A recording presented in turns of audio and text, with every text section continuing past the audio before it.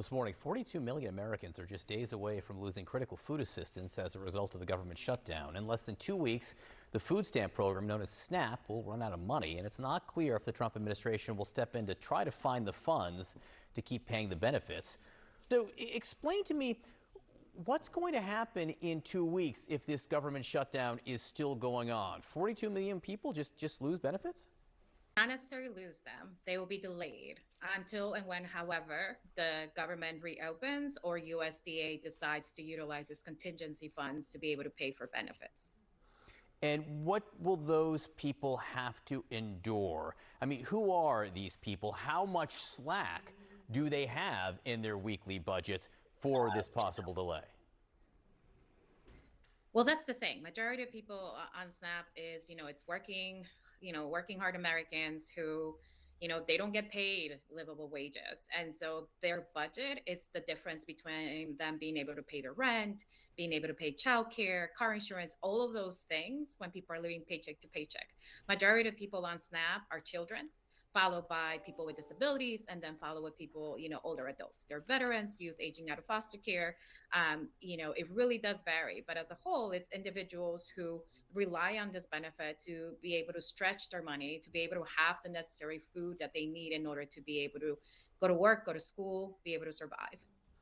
We're not that far away from the holidays, and every year at this time we report how stretched food pantries and whatnot are. I mean, can these institutions make up the slack?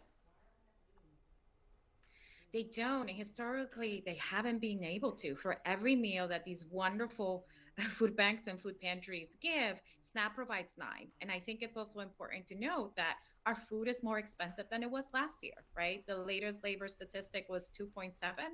A piece of bread costs a lot more. Everything costs a lot more. So the money is not going as far as it should. So even with food pantries, there's limit as to how much they can give. So there have been examples now paying the troops. In the case of WIC, Assistance for Women, Infants and Children, the White House has done some accounting to find out ways to get money to it. Any signs that they'll do this for SNAP? Well, we hope so, right? Like other shutdowns, and I think we can go back to the first Trump administration, that very long shutdown that we had in 2018, 2019.